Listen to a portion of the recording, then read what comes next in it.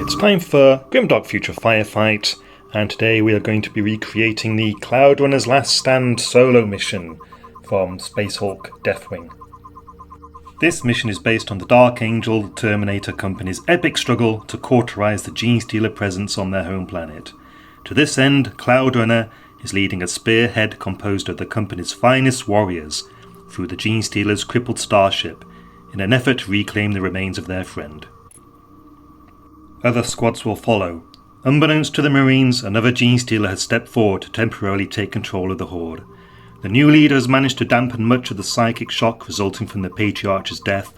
If the Marines manage to kill that Stealer, the psychic shock from its death, compounded by the Patriarch's still resonating psychic death throes, causes the remainder of the Horde to become disoriented and unorganized.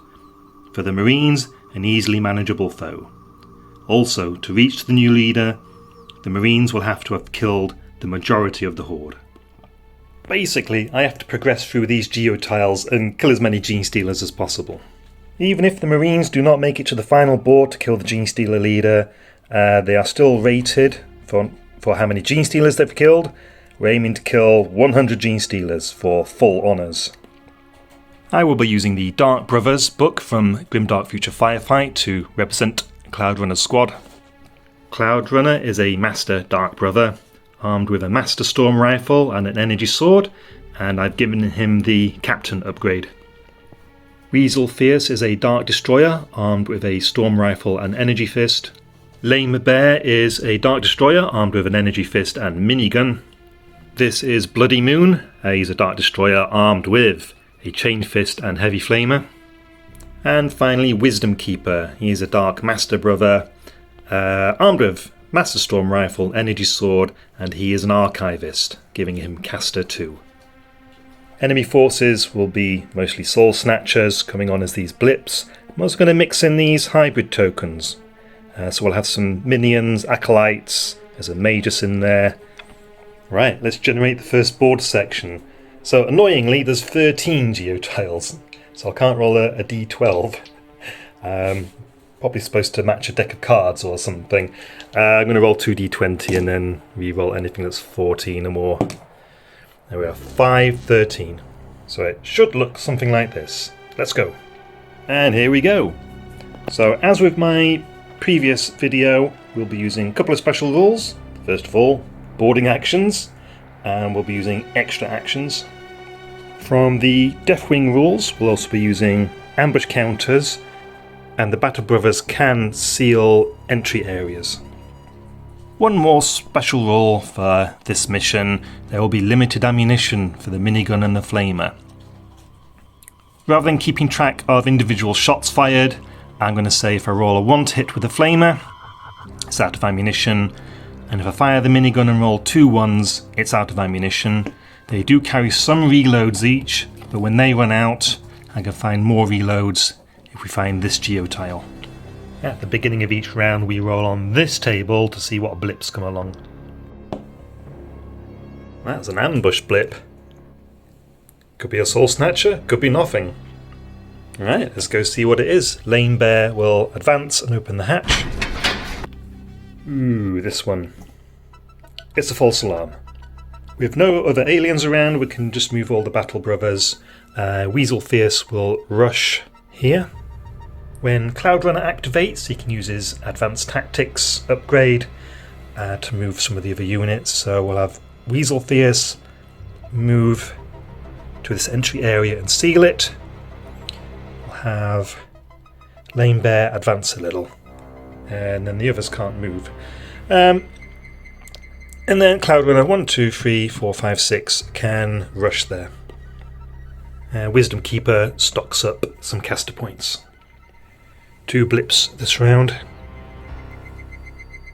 The alternating actions mean I have to come up with slightly different tactics to the original Space Hulk. What do we do here? I think I'm going to have Lame Bear open this hatch. Then this blip activates. F. Oh, we're going straight in with the Magus. Here we go. The Magus is a caster, so we're going to roll to see what spell he would want to cast this turn. 6.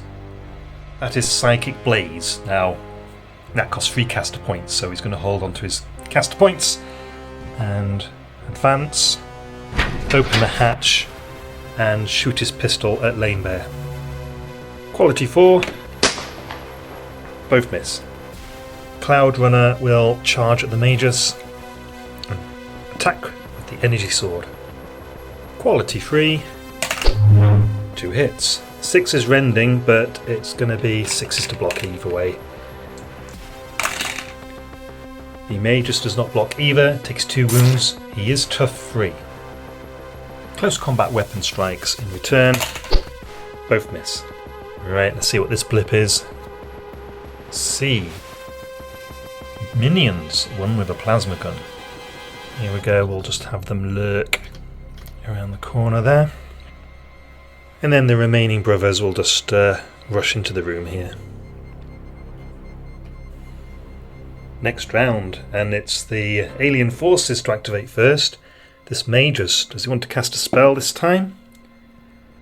Yes, this will be Brain Burst, a single AP4 hit on Cloud Runner. I can't counter it with Wisdom Keeper because he would need line of sight. The casting roll is 2+, so it is successful. 1 hit on Cloud Runner's brain, 6s to block. That's 1 wound. The Magus will now make a heavy charge. 2 attacks with a close combat weapon. 1 hit, which is blocked. Let us respond with the Energy Sword. 1 hit from Cloud Runner, 6s to block. 1 wound. Did we kill the Magus? No. He's shaken though. Sealing entry areas is going to be a much harder task in this than it is in Space Hulk because of the alternating movement. I think we'll activate Cloud Runner. I'll use Advanced Tactics, so 3 Battle Brothers can move 3 squares.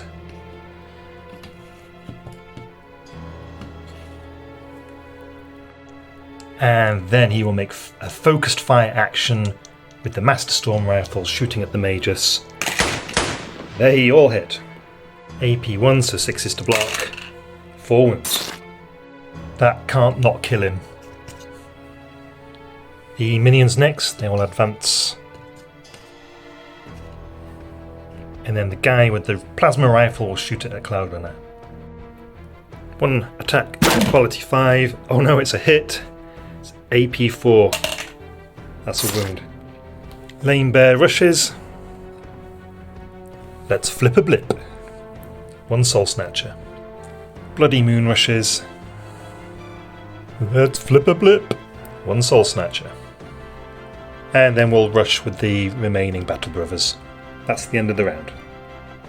No enemy reinforcements this round. However, they do activate first.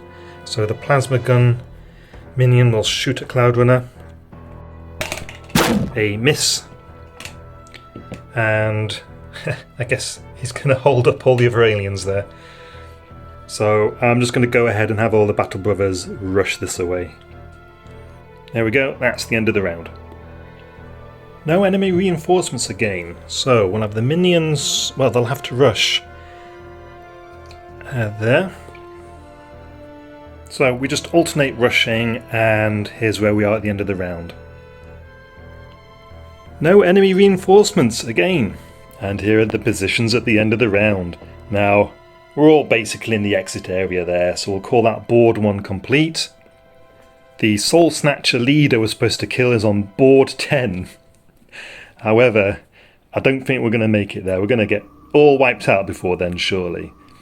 Nonetheless, we shall proceed onto the next board, which will be in my next video.